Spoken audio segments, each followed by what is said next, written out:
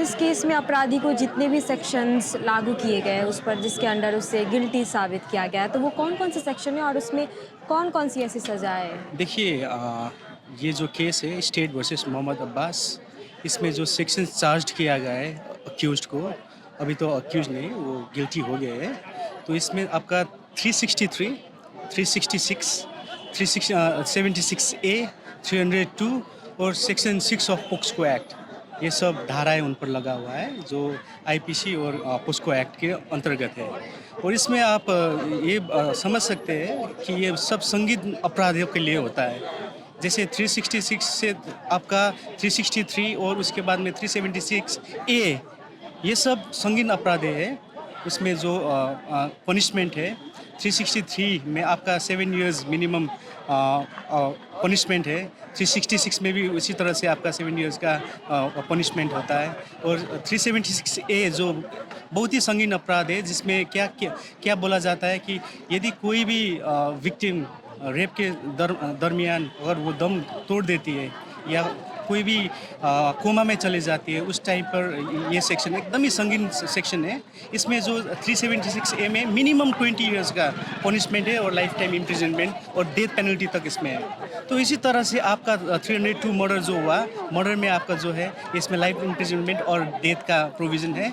और section 6 of POCSO act जो बच्चियों के ऊपर में पेनिट्रेशन जो होता है उसको दर्शाता है, जो हम लोग का protection of child from sexual offences से है। और इसमें आपका जो है नॉर्मल आपका मिनिमम भी लाइफ टाइम इम्प्रिजनमेंट का है और डेथ भी इसमें हो सकता है। अच्छा, और जो ये पोक्सो केसेस है, इनको किस प्रकार से डील किया जाता है और उन दोनों में डिफरेंसेस क्या है जो अलग दूसरे देखिए, केसेस जो से? बच्चियों के साथ जिस तरह से अभी सेक्सुअल ऑफेंसेस बढ़ रहा है इंडिया में, उसको लेके पोस्को एक्ट का इंट्रोडक्शन किया गया था। तो इस हिसाब से जो भी स्पेशल केसेस होता है इसमें, उसमें आपका डे टू डे लाइफ में ही एवरीडे बेसिस में आपका ट्रायल होना ज़रूरी होता है। विदिन 30 डेज़ के अंदर में उसका आपका चार्जशीट फ्रेम कंप्लीट करना पड़ता है पुलिस को। और ये सब कुछ 90 डेज़ के भीतर में सब कुछ कंप्लीट हो जाना चाहिए होता है। तो इसीलिए ये स्पेशल पोस्को इसका कोर्ट होता है, इसमें स्पेशल पोस्को का पीपी रहते हैं और स्पेशल पोस्को का जजेस भी रहते हैं। उस हिसाब से इसको एक फास्ट ट्रैक जिसमें पीड़िता को जल्द से जल्द सज़ा माने जस्टिस मिले बोल के ये कोर्ट का इंट्रोडक्शन किया गया है। और इससे पनिशमेंट भी जो है सीवियर बनाया गया है, जिससे जो इसमें अक्यूज होता है या गिल्टी होता है वो फिर से दोबारा या कोई भी अक्यूज इस तरह से क्राइम ना कर सके बोल के इस टाइप का पोस्को का जो है इंट्रोडक्शन इंडिया में हुआ है। अच्छा, और इस ट्रायल्स में जितने भी ट्रायल्स में जो सबूत वगैरह जो दिखाए गए, जो वहाँ पर सबूत वगैरह दिखाए गए, उसमें से कितने स्ट्रॉन्ग थे और जो ये साइकिल पैटर्न जो आया है वो किससे कैसे समझा? देखिए, सिलीगुड़ी के इतिहास में, सिलीगुड़ी कोर्ट के इतिहास में फर्स्ट टाइम कोई भी ट्रायल इतना अच्छे तरीके से विदिन 1 ईयर के अंदर में कंप्लीट किया गया है। और इसके लिए प्रशासन को भी मैं धन्यवाद देना चाहता हूँ। और देखिए, आज जिस तरह से आपने जो बोला पैटर्न के साइकिल पैटर्न टेक्निकली वो लोग ने जो किया था साइकिल, देखिए हर एक इंसान का साइकिल चलाने का तरीका अलग होता है, उसका टेक्निक्स अलग होता है। इसके लिए एक साइकिल पैटर्न का टेक्नोलॉजी इसमें यूज़ किया गया है। वो जो अब्बास साइकिल चला रहा था या कौन चला रहा था, इसके लिए टेक्निकली इसमें काम किया गया है। जैसे यहाँ पर नॉर्थ बंगाल में फर्स्ट टाइम राइड ब्लॉगर का इस्तेमाल हुआ था। ये जब ट्रायल हुआ था, राइड ब्लॉगर जो एक डिवाइस है जिससे एविडेंस जो है वो हम लोग टेम्पर नहीं कर सकते हैं। और नॉर्थ बंगाल में फर्स्ट टाइम राइड ब्लॉगर का इस्तेमाल किया गया था।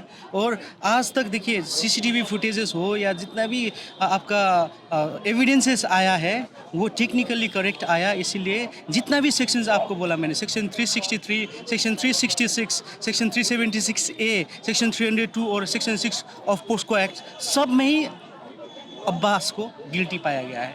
इसीलिए आज आप निर्भया केस को देखेंगे तो rarest of the rare case में उसका भी जो 8 मंथ के अंदर अंदर ट्रायल कोर्ट में कंप्लीट हुआ था।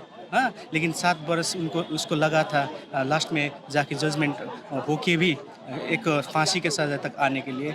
हम लोग का मैटर में आज विदिन 1 ईयर हम लोग ने ट्रायल कंप्लीट कर दिया है।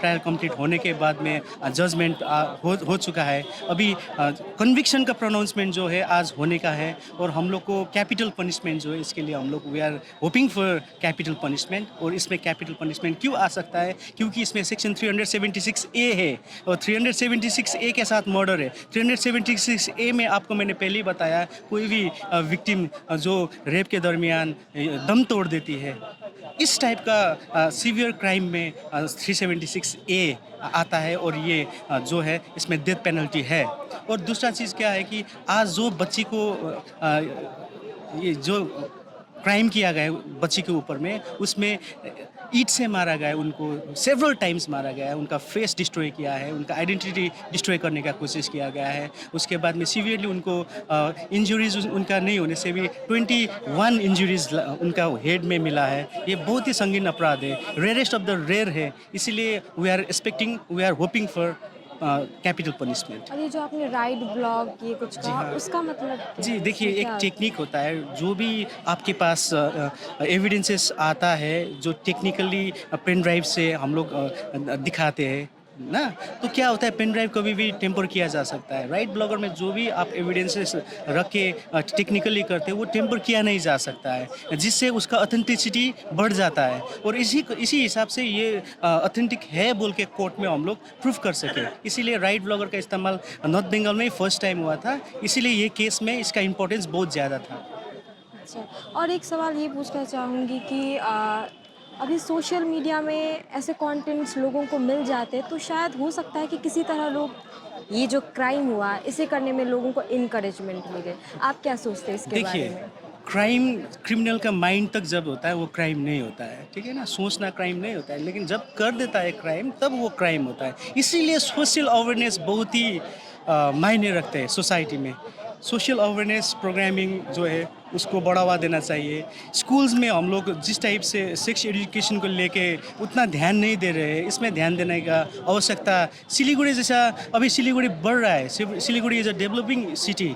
ये आज के दिन में सिलीगुड़ी का जो पॉपुलेशन है, अभी का 5 इयर्स में इसका पॉपुलेशन बहुत ज़्यादा होने वाला है, क्योंकि यहाँ पर ज़्यादा से ज़्यादा एडवांसमेंट आ रहा है। इसीलिए देखिए, जब भी हम लोग यहाँ पर रह रहे हैं, बाहर से जितना भी यहाँ पर आके जो भी सिटी से आके वो लोग आ रहे हैं, उनका आइडेंटिटी उतना पता नहीं होता है। जो भी टेनेंट्स होते हैं उनका आइडेंटिटी रखना चाहिए, पुलिस को उनके बारे में खबर लेना चाहिए। जो भी इंसान उन लोगों को टेनेंट्स रख रहे हैं, ये ओनर्स को भी ये ध्यान रखना चाहिए कि ये लोग कहाँ से आया हुआ है, उन लोग का आइडेंटिटी क्या है, और ये सब पुलिस में जाके उन लोग को इन्फॉर्मेशन देना चाहिए। और दूसरा चीज़ जो आपने बोला कि ये पैटर्न देके कोई भी क्राइम कर सकता है, देखिए, क्राइम करने के लिए एक ही पैटर्न से कोई क्राइम हो सकता है ऐसा नहीं है। डिफरेंट सिचुएशंस होता है उसका, और क्रिमिनल का माइंड भी डिफरेंट तरीके से चलता है।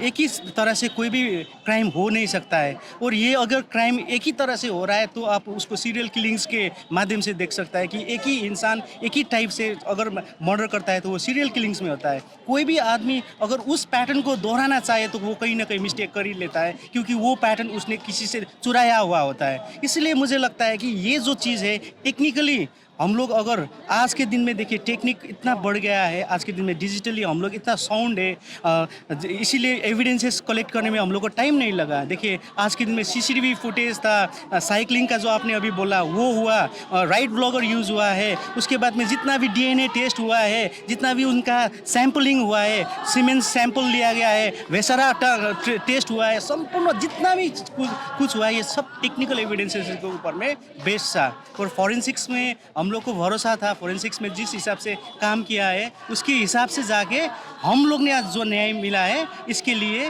टेक्निकली साउंड होना ज़रूरी था।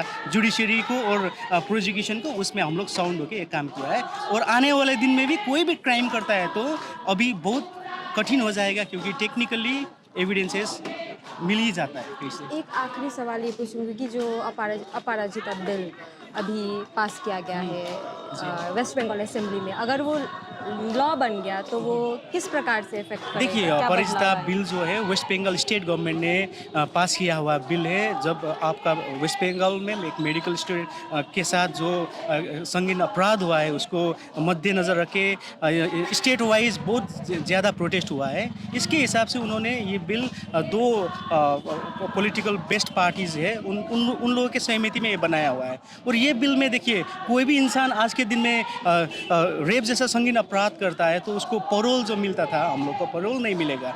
वो अभी लाइफ टाइम इम्प्रिजनमेंट उसका हुआ तो उसको बाहर निकलने का कभी मौका नहीं मिलेगा, बाहर का दुनिया नहीं दे पाएगा। ये एक उसमें आया हुआ है। और दूसरा चीज़ जो है 3 मंथ्स के विदिन 3 मंथ्स के भीतर में सब कुछ ख़त्म करके उसको पनिशमेंट देने का भी बात किया गया है। और आता है अगर एक पॉलिटिकल स्टंट सिर्फ ना हो के यदि ये एक अच्छा बिल है और इसका अगर इम्प्लीमेंटेशन होता है तो इससे कोई ना कोई फ़ायदा ज़रूर होगा।